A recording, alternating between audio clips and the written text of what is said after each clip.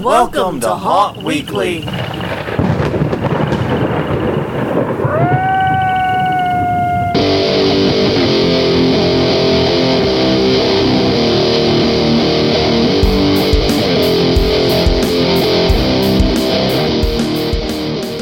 Hello everyone, I'm Jonathan. I'm Crystal. And this is Haunt Weekly, a weekly podcast for the haunted attraction and haunted entertainment community. Whether you're an actor owner or just plain aficionado, we aim to be a podcast for you.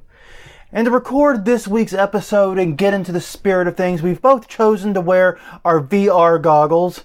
Crystal is sporting the lovely PlayStation VR, while I am sporting the Oculus Rift. We're sitting here, hi Crystal, wave at me so we can see each other in VR. Yes, but they can't, and this makes no sense to them. No, yet, it doesn't at all, and it's also all horse crap. Yes. But yes, indeed, this is Haunt Weekly. We are at HauntWeekly.com. More on that in a second. You can also find us on Twitter and Facebook at Haunt Weekly. tinyurl.com/HauntWeekly is our YouTube channel. We can also be found on iTunes, Google Play, Stitcher, and more.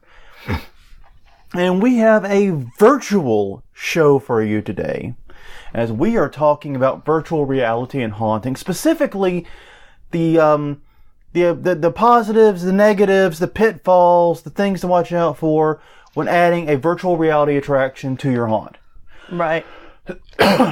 No, I've got a little bit of a cough today, so if I am coughing, don't worry about me. I'm not dying. This isn't Hollywood. It's not 3 coughs and I'm dead by the end of the movie. I will be fine. It's good, because this is a podcast, not a movie, a podcast. A book, not a movie. Anyways. So yes, we have a lot to go over with that. There's a lot of territory to cover. Some great stuff, some good research coming your way, some information. If you're thinking about doing it, if you have done it, just a lot of stuff to think about. Yes. But before we begin, first thing we do is conference reminders. It's an even episode. That means I start. And coming up later this month, January 25th through the 27th, right here in New Orleans, Louisiana, it's HauNTcon, co-located and co-hosted with the Halloween and Party Expo at the Ernest and Memorial Convention Center. We'll be featuring us. We have an announcement there coming up, actually. But I will also be speaking, doing my copyright and trademark talk for haunters at 9:30 a.m. on Friday. I know. I hear you, brothers and sisters. I hear you. But I will be speaking.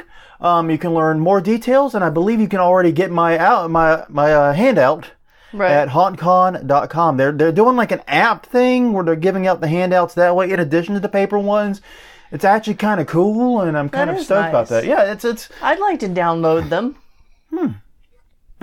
You already have my handouts. Yeah, but I don't have it for other speakers. That's true. Good point. Okay, well, Crystal, your turn. Okay, February 23rd and 24th, it's HauntX, the Haunters DIY Expo in Pomona, California at the Fairplex. They will be touring Coffin Creek, lights on and off of that, and features a costume ball. HauntX.com for more info there. All right, after that, February 27th through March 2nd, it's the Maze Corn Party, starting in Dallas, Texas, but also covering Oklahoma City, Oklahoma. It begins at the Westin Dallas Fort Worth Airport Hotel, but do not worry, it is not at the airport hotel. It is a bus tour that'll be taking you to various mazes. That's M-A-I-Z-E-S, and then around the Dallas and Oklahoma City area, including Yesterland Farms, Mainstay Farms, and more. The Maze, THEMAIZE.com for more. Okay, and finally for this week, it's March 21st through 24th, Trans World's Halloween and Attraction show, co-located with its Christmas show in St. Louis, Missouri. No information on the bus tour yet. It features a party at City Museum on Thursday, performance by the Vampire Circus on Friday, and a vampire ball on Saturday. HAshow.com for more info. That's HAASHOW. Yes, it is. All right. Now, before we kick off the meat of the podcast, we actually have a crap ton of housekeeping. We do. We got 3 items of housekeeping. Yes. All of them, I think, are awesome. Yes. I just want to say that I'm happy and proud about all of these. Right. That's 2 weeks in a row we've had housekeeping. Yeah, but this is the good news train. Toot, toot, motherfucker. We're pulling into the station. Yeah. All right, first off, we have a new website. Yes. Oh, thank you, sweet baby Jesus. That's a new website.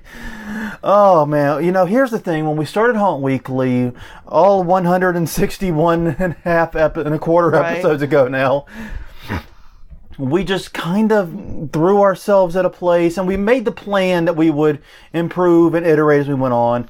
And we attempted, in fact, we had another site, and Crystal put a lot of time and energy into it, that was supposed to take over. Yeah. But unfortunately, the plugins for WordPress that deal with podcasting, what's the word I'm looking for? Suck? Yeah, they weren't working with that theme at least, and with our host. Yeah, they were not playing nice with our setup, and we never could really prevent it from, what's the term? Killing our server? Yeah, that was scary the first time that happened. Yeah, it did not go well, to put it modestly. So what we've done is we've just moved podcast host. Right. We were hosted on Podbean. We've now moved to fireside.fm. For you guys, nothing changes. Hopefully nothing changes. I put a lot of time and a lot of effort to make sure nothing changes for you guys. Yeah. Long story short, we own the domain HauntWeekly.com, so I was able just to do all the magic redirects, and it should be fine. I tested it with iTunes. Ellie tested it with Google Play. Yeah. If anyone out there uses Stitcher, feel free to let me know how it goes. Yes. And if anyone has problems, be sure to let us know. Yeah, doubly be sure to let us know if you have any problems. Yes. The main benefit to the site, though, is it gives us, it's much prettier. Yeah. The previous site looked like ass. Right. And there wasn't much we could do about it. Even with the magic CSS editing and things we know how to do, we couldn't do a lot with it. We were very limited. Now we have a much more attractive layout that we can do more things with.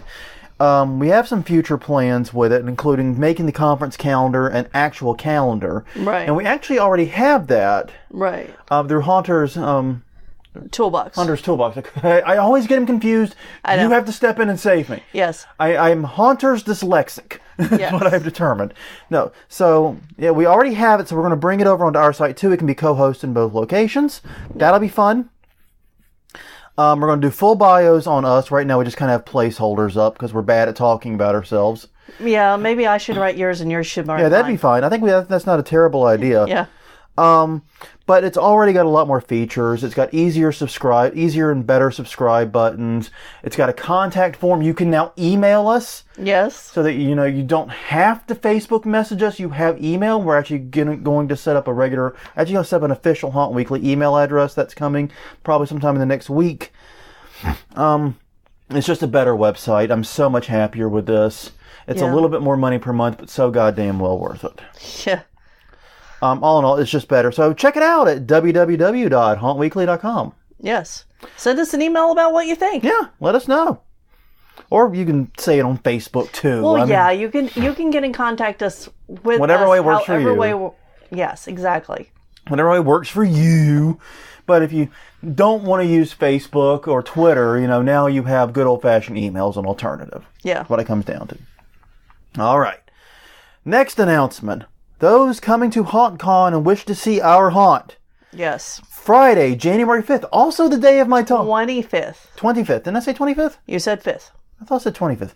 5th was yesterday. Yes. By the way, that reminds me. We're recording on Crystal's birthday. I totally forgot to mention that. Yeah, I'm working. So. Anyways, on Friday, the 25th, is when we will be doing our tour of our haunt. Now, we don't know the exact time yet. We have at least one, possibly two, fairly large groups coming. Right, and it's between 8:30 and 9 is the time that we're looking at getting here. Yeah. That's about it for time right now. We'll nail something down in the next week or so. Now, here's the thing. HauNTcon does have an event that night. They do. That is when they are doing the Terror on the Coast tour. Right. They go to Terror on the Coast as part of the pre-tour on Thursday. That's the lights on part. Right. This is the get on the bus, go there, and experience Terror on the Coast. Right. We do not wish to take away from that. No. If you wish to go, if you have a ticket to go, if this is something you're in any way interested in, please go to it. We are not trying to undermine or sabotage HauNTcon. Nope. But if you genuinely have no interest in it, and it is a long ride, there's reasons why I can understand you wouldn't. Yes, but if you already have made your decision not to go, if you've already made if you've already made the decision not to go, then please feel free to be our guest. yes. We will give you a tour of our haunt, and like I said, we are not trying to oversell it. Right, no. This is our home haunt. It is a garage. It is about 600 square feet. It's tiny. It's 5 rooms. It's not big, but it is our little slice of haunt heaven. Yes. And we are very happy to have you guys come by and look at it. Mm-hmm. You also see our queue line that we talked so much about building. Right. Oh, God, it's a lot of fun. Yeah, and we're not sure if it's going to be lights on or lights off yet. Or both. Or both. We could do both. We could do both. It depends on if we're able to get actors.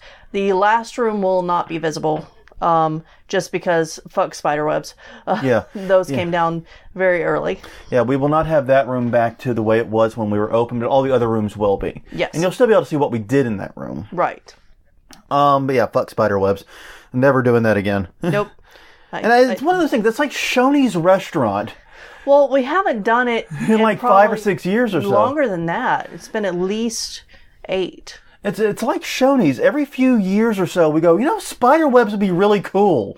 Well, yeah. Geez, we should go to Shoney's. They have that all-you-can-eat bar. Well, the thing is that room was not going to be spiderwebs. Yeah. That room was going to be something else, and then somebody... Yeah, we got sidetracked into that. We'll just leave it there. Somebody claimed it. But anyways... spiderwebs. But anyways, as I said, if you already have plans to go to Terror on the Coast, please go. If you're interested in going, please go. If you want to come by another time, let us know. Yes. We will work it out. Yes, we can make arrangements on other nights also. We have wheels. We can get you here. We will make it happen. Yeah. Not trying to undermine HauNtcon at all with us, please. Right. Yes, but on the 25th is when there's a possibility of lights on and off. Yes. That'll be the only night that's we do not know if we're going to have the actors or not. We're just now getting the word out to them and seeing what we have. We'll know more probably next week. Yeah. So stay tuned for that. I'm hoping it will be both. Because, it's small enough that if we can get the actors, we can do both. And we can talk about the tactics. We can talk about how we build and design and go through room by room what we did and why. Right. I think that'd be really cool. Yeah.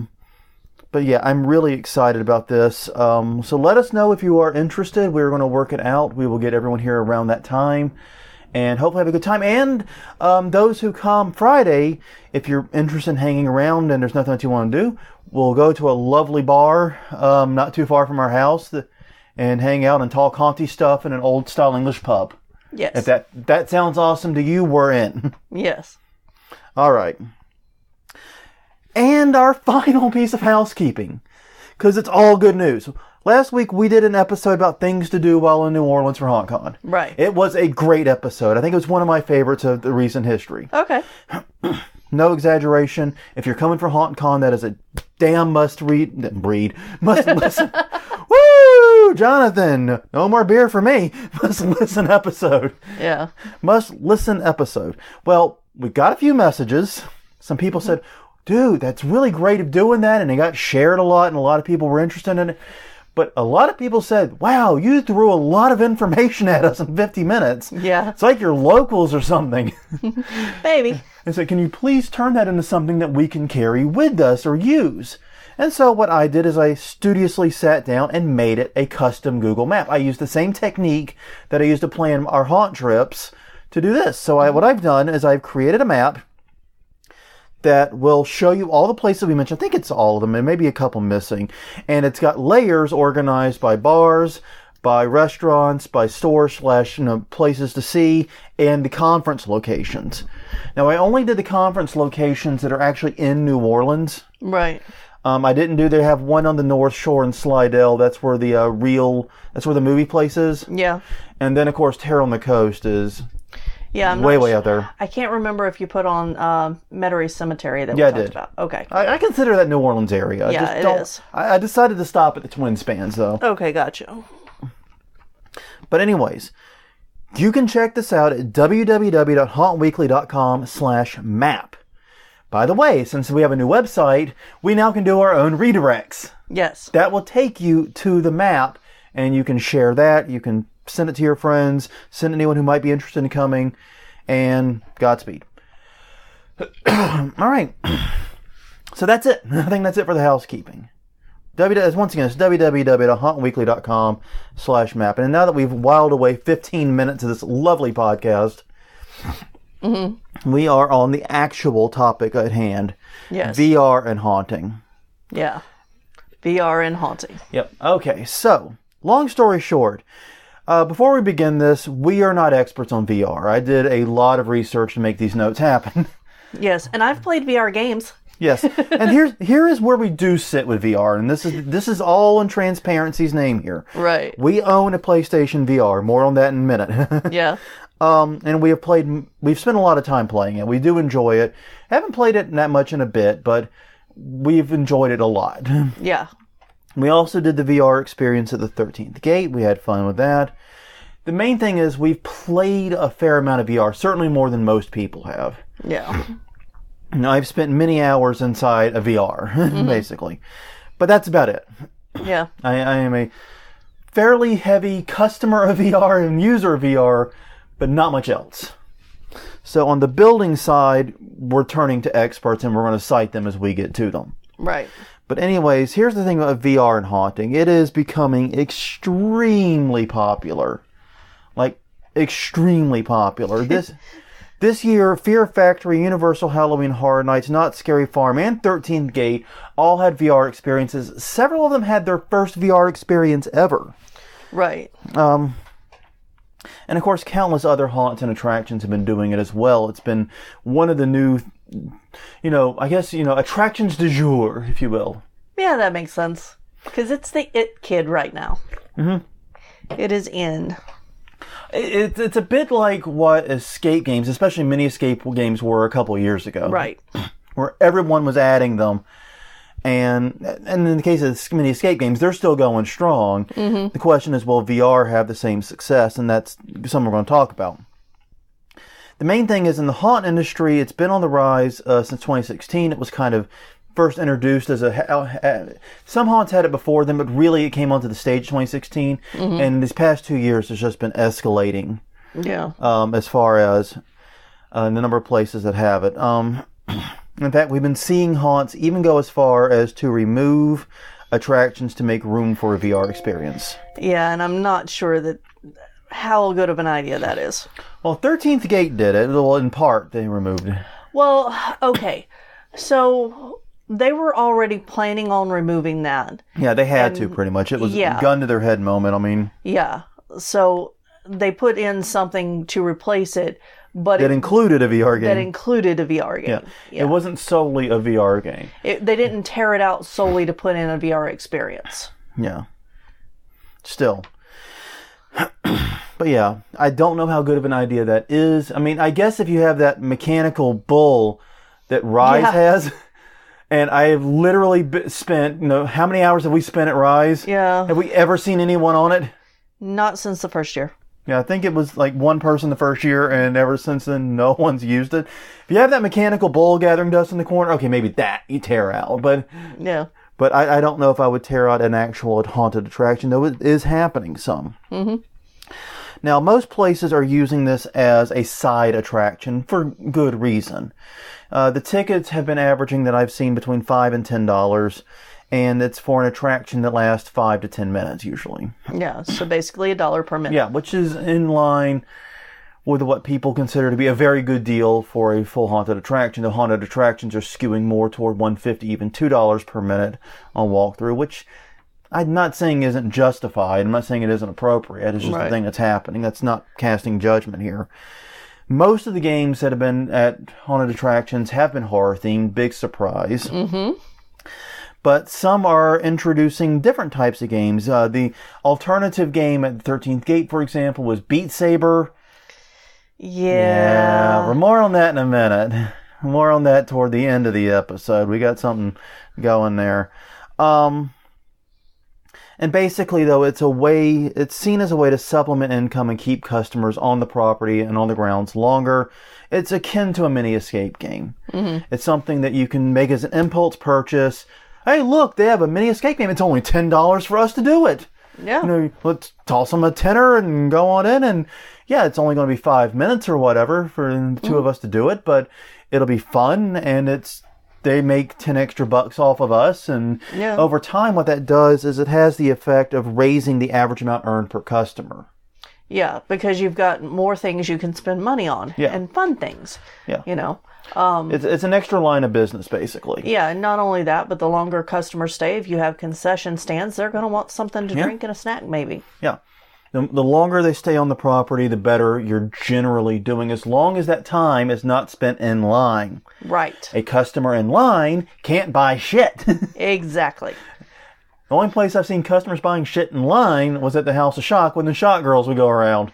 Yes, but that was only around the outside. The people in the middle were just stuck. Just stuck and dying of thirst, and it was rough. All right. So why is this happening? What are the benefits of VR?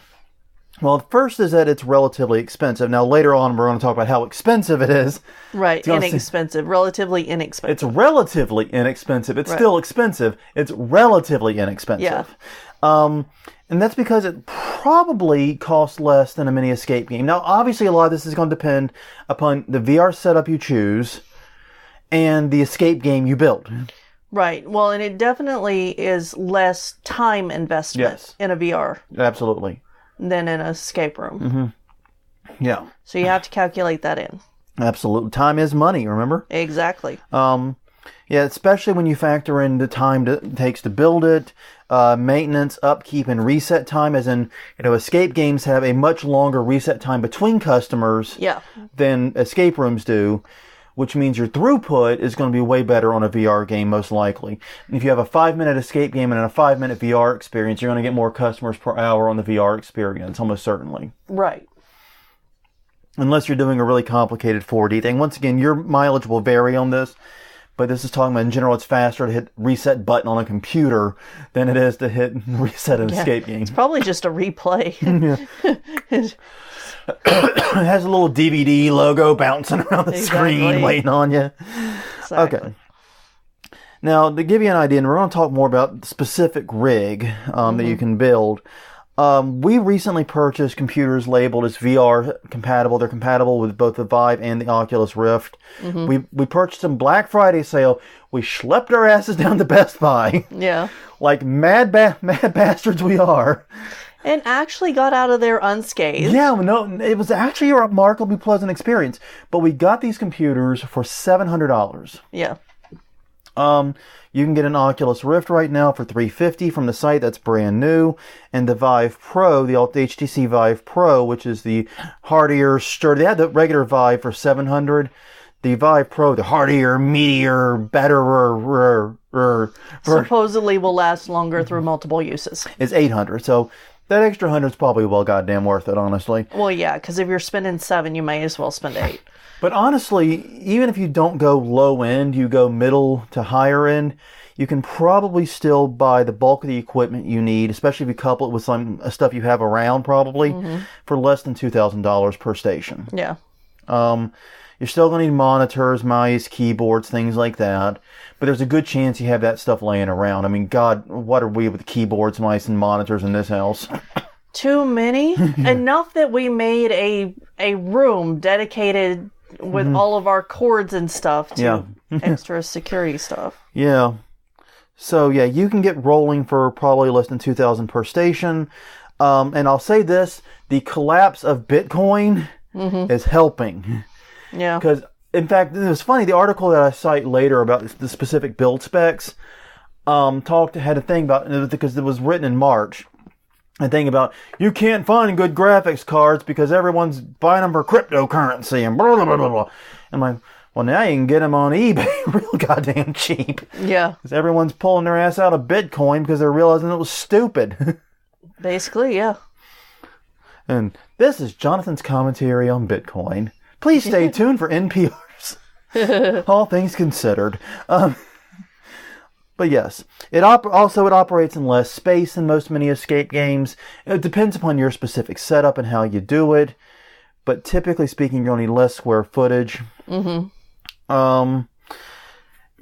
This can be very, very useful in situations where space is at a premium if you only have a small lot to work with. Yeah. You can do more with less here. And it's not an experience every household has. Right. VR is out of reach for most homes. I mean, we only have VR because we got ours for free. Yes. Thank you, Taco Bell. Yes.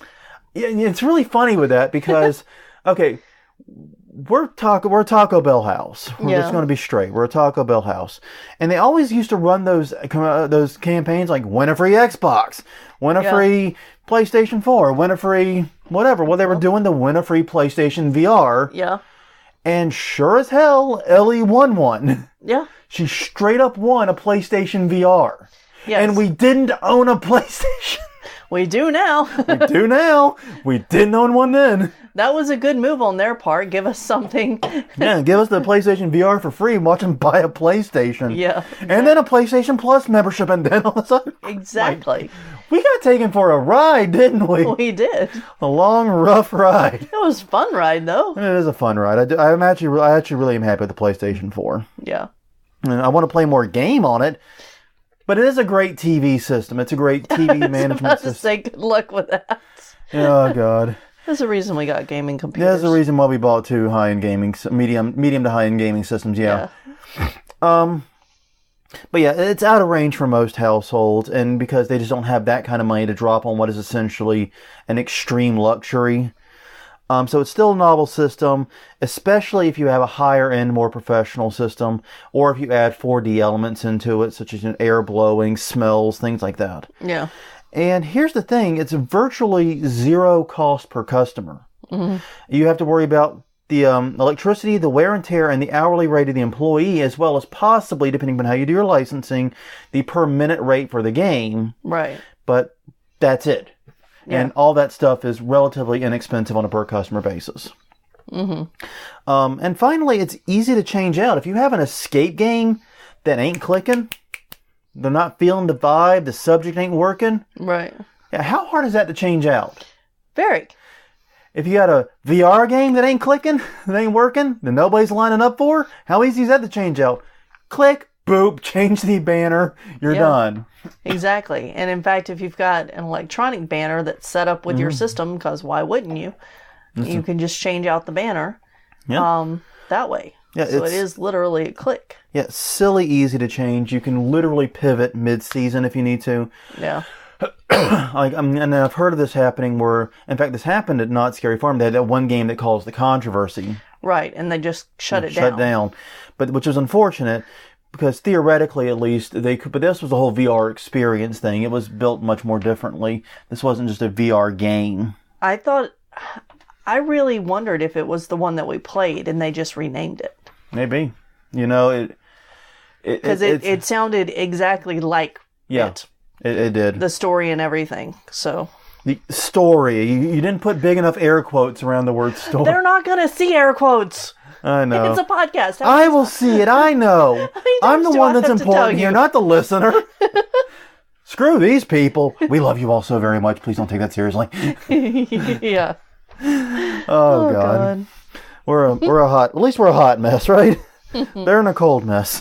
But yeah, no, that's a really neat thing to be able to do. You can literally open a game, have a game realize the game isn't working on Sunday, and by Thursday or Friday, you can have a new game in its place easily. Yeah. All right. There are risks, though. One is that VR is becoming much more common. And this is in terms of both home use and VR arcades. Yeah. Now, VR arcades seem to be the direction VR is heading right now.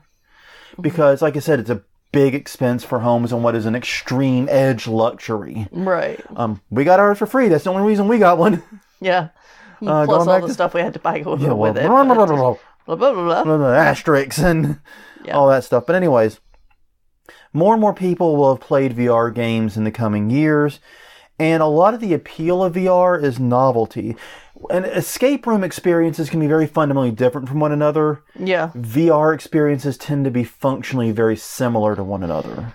Right. And I think that's one of the things that I've realized over the years is that escape rooms, you can do the newness of each new one is novel. Yeah. It brings back the novelty with each room you add or change. There was a huge difference in my head between doing Spellbound at Rise, which unfortunately they're closing their escape rooms. It makes me so sad. I know. But doing Spellbound at Rise, which was you are actually breaking into like a witch's cavern type thing and stopping an evil curse or some crap. I don't remember the full plot, but it was really interesting. Versus like the prison one we did at 13th Gate, where you're trying to break out. They're two very different experiences fundamentally. Yeah, and you can have. There's a lot of differences between escape games, but that's not what this is about. No. This is about VR games. Yeah, and that's just it. We've played multiple horror VR games. Yeah. And they all felt similar-ish. Yeah. Because the experience is fundamentally similar, and part of that's the limitations of VR. Yeah. You're writing in something. Yeah, usually writing in something. Yeah. So yeah, every VR experience is somewhat fundamentally similar, and the novelty has a risk of wearing off. Second, and this is a big one, motion sickness. Yeah. I remember when Doom and Quake and those or early first-person shooters came out, we first heard about people with 3D motion sickness. Yeah. It's a lot worse with VR. Yeah. Even people who aren't triggered by first-person shooters might have this triggered by VR. Yeah, they might. It is still a small percentage. Yes. But it is something that you have to be aware of. And the problem is, it's worse when the game involves, or the experience involves moving. Yeah. Because that's where the motion sickness comes from, is when you see movement, but you are not moving. Your body isn't registering the movement. Right. And so, like the game we did at 13th Gate, they put you in a wheelchair. And even sitting down, even not moving myself, right, and just being moved through the experience virtually, there was still a little bit of, okay, this is weird, Yeah. My head and my eyes aren't jiving here. Yeah, I did not get that as much there just because the graphics on that game were fairly bad, that experience. Just because I'm used to playing video games with much better. Yeah. And especially now that we got the new gaming PCs. Yes, but the VR, is it House of Blood? Yeah, the game we have. The VR, House of Blood that we have for PlayStation that VR. Is a rail shooter where you're sitting like a mine car or a carnival ride you're car. sitting in a carnival car. Yeah. That one messed with my equilibrium a little bit. More than the other one. Fair enough. Yeah, I personally can't do VR more than like 15 minutes at a stretch, which is fine for like these 5 to 10 minute experiences. It's not a big deal. But when we first got the PlayStation VR, it was like, oh my god, and I just kept playing and playing. I can't remember what I was playing. It was the working game, right, whatever that was. I'm trying to remember what it's called. It's going to hit me in a minute. Something about a job. Yeah. Go-to job. Yeah, but game, and I'm just playing the hell out of it, and I ended up playing like 30 minutes straight. Yeah. And I got out, and I nearly fell right on my ass once I took the headset off. Yeah. It messed me up that bad. So, yeah, put tons of warnings. Make sure people have emergency outs. Yeah, and I will say that I wish that House of Blood for PlayStation was one that was played at haunted houses. Yeah. Because that has replayability. Yeah. Because it's an actual game. Yeah. You're sitting there and you're shooting things and you're going, and it's pretty intense for what it is. Yeah. But there's also achievements and things that you can earn, so it makes it more interactive. You're not just having the thing happen to you. You're a part of an experience. Yeah, and that sets up an opportunity to do things like, a tiny prize like a koozie or something. We're not talking anything major. If you get a certain achievement in it. Yeah. But yeah, just be mindful that the VR sickness might limit your audience. And you might want to choose both your setup and your experience accordingly. Right. Hygiene. Yeah. Many people are uncomfortable sharing a headset, especially if there are in-ear pieces that go in. Yeah, no. It can be gross, so make sure that the equipment is clean, and here's the trick. Clean it in front of the customers. Yes. Clean it in front of the customers, and please don't get the in-ear pieces. just don't. All right. I know what's in my ears. You don't want that. Also, there are other VR alternatives. Like I said, VR arcades, cafes, and events. The thing about VR is that since it's easy for us to set up, it's easy for others to set up too. Right. And check your local market. You may be in competition with lots of other places. You might not even realize it. Yeah. But you might be in competition with lots of other places. And it may be so early in this game that you can get in now, but you may have to pull out later. Yeah, next year. Yeah. Especially I don't know how much there is. I don't think there's many VR attractions in New Orleans, and I'm a bit surprised about that. Yeah, I was We're such a tourist town. Well, yeah, and we've got a couple of kids arcades that I'm surprised hasn't jumped on this. Yeah. Now, I think most Dave & Buster's now have 1 or 2 VR attractions. Yeah, probably. Also, fair warning, it may cannibalize your haunt. This was just something I realized as I was working on. This is pure speculation. I have no data to back this up. But if people get too scared in the VR, they might consider this their trial. They get too scared in the VR experience. They're not going to pay the big money for the ticket to go into the haunt. Some may see it as a substitute for the bigger ticket. Escape games are a fundamentally different experience with a different end goal for the customer. Yeah. This has the same end goal as a haunt, which is to scare, usually, if it's a horror-themed game. So VR can, in some minds be a replacement. Yeah, I don't see that being a problem per se. I don't think it's going to be a huge problem, but I've hit a point in my life where it's never underestimate the stupidity of the average customer. Yeah. That's just why I put that disclaimer in there. Yeah. But anyways, the main thing is that this is still a fairly significant upfront investment for something that may be a flash in the pan still, or at least in terms of haunted attractions having it. Right. Currently in the home market, VR is flat in terms of growth. In fact, it started to decline slightly in 2016, according to Steam's, and Steam's the online game marketplace for those who don't know their numbers. So long story short there is, that could actually bode well for you, because if homes are not taking up VR, that may mean there's more market for us, more markets for VR arcades, etc. That may be growing that market. Right. But at the same time, it could represent a decreasing interest in VR. Yeah. So, weigh that as you will. Mm-hmm. Now, I will say this, according to Grandview Research, they are predicting unbelievably, oh my God, exponential growth in VR for the next 7 years or so. Yeah.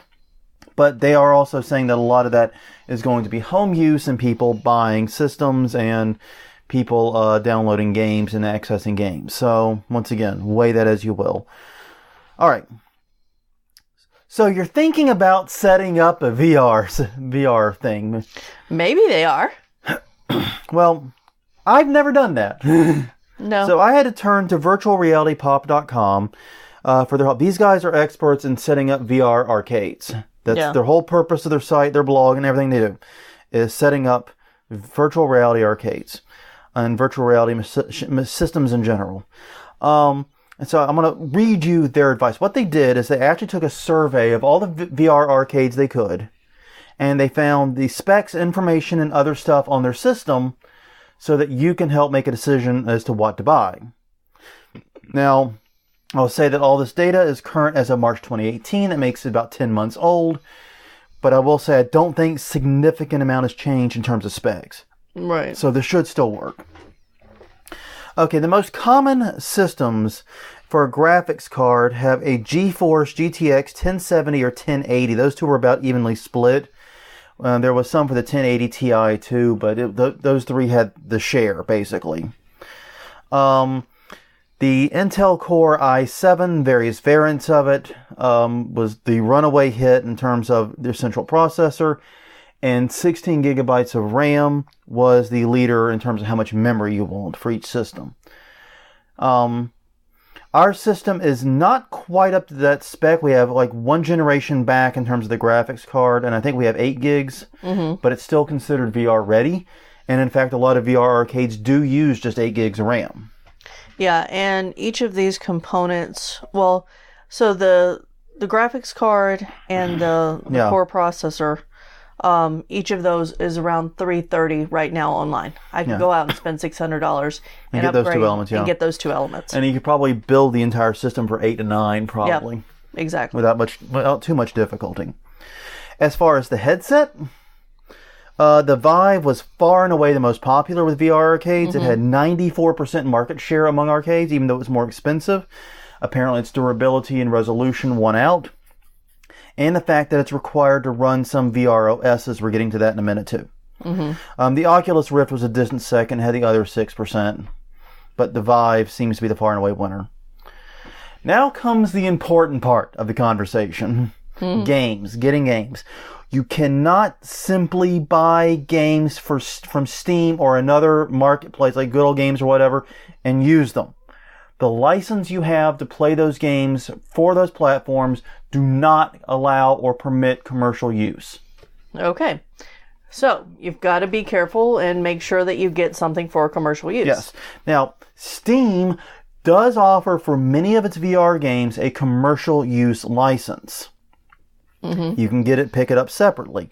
That license will typically cost between 2 to 5x normal game price. So say you've got a $15 game, it might be something like $30 to $60 or whatever, 30 to 75 in that range. And you're going to have to buy one per unit. So if you have 2 units that are going to play that game, you need 2 licenses. Yeah. And so if you're looking at like a $50 game, then you're shelling out $100. $50 game with a commercial license, you're looking at $100. And these commercial licenses are usually per year, but you'll have to read the terms of the license to understand exactly what you're getting. Every license is going to be different. Yeah. Now, the alternative to this, and what I think is for most people the better alternative, is VR operating systems. There were 2 that were reported on my virtual reality pop. The first one is springboardvr.com and arcade.viveport.com, which is obviously for the Vive. It's their system for doing this. Right. Now, the way these work is they charge you a monthly fee. Now, here's the sneaky thing, Pete. We're only open a couple months out of the year. Right, exactly. Like, you can do a per month contract. You only got to buy 2 months. That sounds like a deal. Maybe 3 if you want to test it out a lot, but yeah, you only got to buy a couple of months. You're in the black here already. For Springboard VR, it's $30 per month per unit, for example. And then there's a per minute rate for gameplay. And for most games, that per minute rate is around 6 cents. Oh. So if you've got a 5-minute VR experience, that's 30 cents. Yeah. That's it. All right. I think I could handle that. I think that's perfectly reasonable. So, yeah, if all you're doing is a short seasonal VR experience thing, and you're only having people play at short intervals, this could really be a money and a headache saver, because this gets rid of all the legal crap.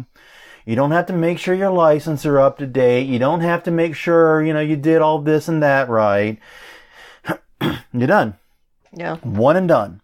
So, yeah, this is the easiest to streamline. And the best part is all of these all these OSs come with access to a crap ton of games. I think Springboard VR came with access to 60 games. That sounds like a good no idea. Exaggeration. And you could get Beat Saber's the one that everyone's still talking about. It was 6 cents a minute, and you could get it through their operating system. Yeah, we did not talk about Beat Saber. We didn't go back to that. No, it's down lower. All right. It's in the tips. Okay. I know what I'm doing. All right. But yeah, these guys handle all the licensing. They give you the library of games. It's probably the easiest way to do it because they also provide tools for managing your VR stations, which I think is really cool too. They come with apps and stuff that you can get on your iPad and manage it and stuff. It's cool. But it's especially good if you have a smaller arcade, if you're only running fewer than 10 units, and especially if you're only doing it seasonally. I think you can come out ahead financially. And the final thing to think about when setting up your VR is, of course, marketing and promotion. We've done tons of episodes on marketing and promotion. Won't go into any detail. Treat it like any other attraction. Hype up the fact that it's VR. Yeah. Get people excited about it. VR is still fairly cool, fairly interesting to most people. Might be work. It should be easy enough to market. I'm not too worried about that part. Yeah, and just real quick on Springboard VR, I just went over there, and on their first page of games, I see at least 4 that look horror themed. Yeah, maybe they have a ton of horror more. games. Yeah, yeah. And see what I mean? Exactly. That crap ton of games they have. Yeah, Affected the Manor. That looks cool. I want to play that. Yeah. Someone put that in your VR machine. I want to try that one. Let's go. Can we do this on our computers? I don't know. Good question. Because I'd like to play some of these. I think we can just buy the game since we're not doing commercial use. It'd probably be cheaper for us to buy the game. True. All right. Well, we've only got about 5 minutes or so left before we usually try to start wrapping things up. Mm-hmm. So we're going to end with tips from customers. Okay. Us as customers. Tips from a customer. We are the customers who've played a lot of VR. Here are some tips for your attraction. First off, focus on horror-themed games. Please. People go to haunted houses to get scared. That's what this is all about. Horror games are just a natural fit. Mm-hmm. As tempting as it might be to go with whatever's popular, whatever's hip at the time, right? Horror experiences are just a much more natural meld for your attraction. And, fewer people play them at home. Not a lot of, these are like... If you have a VR system, you probably have already played Beat Saber. Yeah, probably. But you might not have played the horror game du jour. Yeah. They don't get as much love on the home consoles. Right. And second is, don't be competitive. People are very intimidated by playing competitive games, especially if they're doing it for the very first time ever in front of other people. Yeah. They don't want to be made to look like an ass. Exactly. I don't want to show people that I can't play a game. I don't want to show people I got no rhythm. Exactly. You can listen to the podcast and figure that out. Yeah, so give an experience that isn't necessarily competitive. You can do rewards, you can do things, but having to compete against other people is more dubious. Leave that to the party games and so forth. And this is where Beat Saber comes in, because at 13th Gate, it was really interesting. They had 2 attractions, the Asylum one and Beat Saber. Right. And the line for the Asylum was pretty long, considering that it was a slow night. Yeah. We were there on an off night. We were deliberately there on an off night. Yeah, because that's the only way we get to go to haunts. Mm-hmm. And we were there deliberately on an off night, but they still had a pretty good line for that. Beat Saber was not doing well. No. At least that night I think one person played the entire time we were in that area. Yeah. Compared to the Asylum one, it was not doing well. Mm-hmm. And part of that is it's a competitive game. There was a top scoreboard and things like that. And also, it's just not why people go to haunted houses. Well, and B, they had it to where you could watch. The audience outside could watch you play it. And I'm the type of person that doesn't really care about that crap. Yeah. I have a podcast. I make an ass of myself in public weekly as it is. Yeah, but not on video. I mean, you don't care. Yeah. I care a little bit more. I'm the one that did the escape room in public. I know. So fucking close. I know. My baseball slide had been just a little better. Yeah. Oh my God. Gotta go back to baseball camp, man. I've never been to baseball camp. I can't go back. I'm sure that, softball would pick you up if you wanted to. Probably. Local softball league, the non-competitive softball league would probably pick me up, Okay, another tip. Add 4D elements. Yeah. Compressed air, scents, tickle with feathers, whatever else. Whatever floats your boat. This is something people can't get easily at home. No, unless they have their friends standing there and punching them in the gut when they get hit. Or, I was thinking the feathers or the spraying of the water. Or whatever. But these 4D elements are something you can't get at home. You probably can't get at a regular VR arcade. Right. And it adds an element that doesn't cost much more in many cases. Mm-hmm. You're probably going to want to talk to a specific provider who provides these types of events and these types of attractions. Mm-hmm. You're getting away now from your custom built system, your built system, and going with a more custom approach. But I don't know. I think an attendant could sit there and watch that. Oh, there's blood falling from the ceiling on their screen. Well, I should spray them with water. Especially if it's an attraction where everyone's getting the same experience, like the one we did with the Asylum, where there's not really gameplay. Yeah, I was sitting there in the thing watching the VR experience, but thinking about the person out there that was probably doing exactly that, tickling with a feather and just doing the. Yeah, and thinking that would probably look really awkward. Yeah, but adding 4D elements just gives something that they can't get at home. Also, clearly marketed. Yeah. We're very, very big on disclosure in haunts. We've talked about this before a lot of times. How long will it take? How is motion handled? Let people know what they're in for. Yeah. For example, if you told me it's a 25-minute VR experience, I'm out. I'm not doing it. No. I can't. Nope. My equilibrium, maybe now after the ear surgery? Maybe. I don't know. We have to test this, don't we? I guess so. They fixed an unplanned hole in my head, so maybe now. Who knows? I haven't tested this theory. No. But I would go, nope, not me. No. Can't do it. It would make me sick as a dog. But a 10-minute one, perfectly fine. Yeah, people have very different sensitivities to VR. Yeah. So let them know what they're getting into so they can make a judgment. And that way they're not throwing up on your beautiful attraction floor. Yeah. And finally, make sure you're not offering the same games and scenarios as other locations. Yeah. Especially if you're using the operating systems we just described. Mm-hmm. It's very likely, if not entirely possible or probable, that other attractions in the area are using the same system. Make sure you're offering different games and different things from them. Yeah. Take a moment, research what others are doing in the area, and just make sure you're not duplicating. Yep. The goal is to give a unique experience that is special to your haunt. And yeah, you're not going to go out and make your own VR game. Probably. I mean, there's some of you mad bastards that might. I don't know. Yeah, some people might contract somebody to design them one. But most of you aren't going to do that. So just make sure that yours is not plastered all over town at every VR arcade and bar with a VR machine and whatever. Right. Well, that's about all I have. Yeah. All in all, I think we've covered this topic pretty well and did all our housekeeping. It was productive. Yeah. As productive as this podcast ever is, at least. Exactly. What, any final thoughts for those fine people that I totally did not make fun of earlier who were listening at home or in their car or wherever?